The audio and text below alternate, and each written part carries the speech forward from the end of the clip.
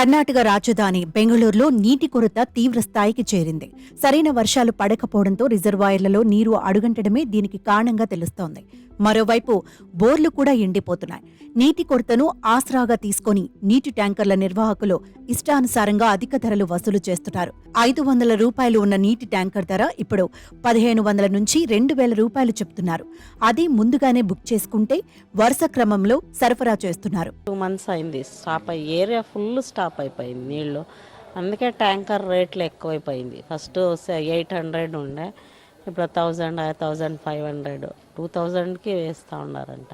ఇక్కడ కొందరిళ్లలో బోర్వెల్ ఉంది, వాళ్ళకు కొంచెం పర్వాలేదు. అయితే బోర్వెల్ను ఇప్పుడు నీళ్ళు అయిపోయి ట్యాంకర్కు చాలా కష్టమైపోయింది. 1,500, 2,000, 2,500 చెప్తున్నారు. అది వేసాకి 3 రోజులు 4 రోజులు తీసుకుంటున్నారు. ముందు పర్వాలేదు, ట్యాంకర్స్ ముందు 300కి 400కి వేస్తా ఉంటారు. ఇప్పుడు అన్ని చోట్ల నీళ్లు లేవు అని చెప్పేసి వాళ్ళు చెప్పిందే రేటు. వాళ్ళు ఓనర్లు ఇడిచేసి డ్రైవర్ని అడగమంటారు. డ్రైవర్ని అడిగితే వాడు 2,000 చెప్తాడు. అట్లయిపోయింది, చాలా ఇబ్బంది అయిపోయింది.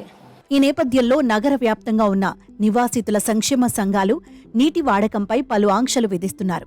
వాహనాలను కడగడం, స్విమ్మింగ్ పూల్స్ కార్యకలాపాలపైన పూర్తిస్థాయి నిషేధం విధించాయి.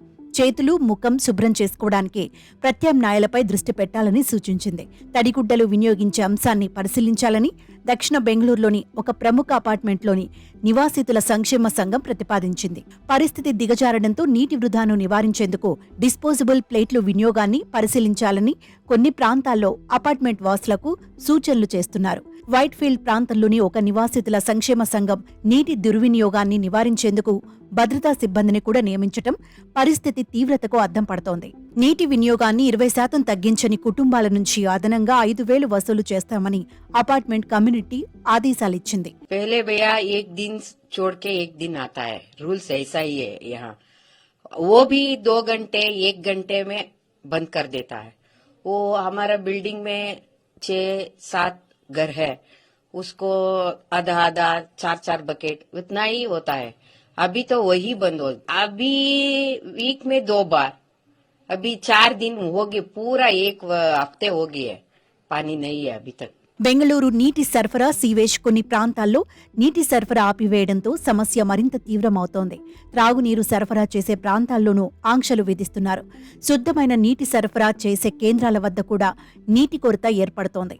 ఒక్కరికి 1 క్యాన్ నీరు మాత్రమే అనే బోర్డులు కనిపిస్తున్నాయి. నగరంలో నీటి కొరతపై స్పందించిన Karnataka deputy CM DK Shivakumar తన ఇంటి వద్ద ఉన్న బోర్వెల్ కూడా ఎండిపోయిందని తెలిపారు. ఎట్టి పరిస్థితుల్లోనూ బెంగళూరుకు తగినంత నీటిని ప్రభుత్వం సరఫరా చేస్తుందన్నారు.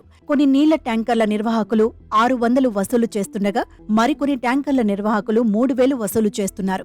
అందుకే ధరను ప్రామాణీకరించేందుకు ట్యాంకర్ల నిర్వాహకులంతా అధికారుల వద్ద నమోదు చేసుకోవాలని ఆదేశించాం. ట్యాంకర్లు ప్రయాణించిన దూరాన్ని బట్టి అధికారులే ధర నిర్ణయిస్తారని డీకే తెలిపారు.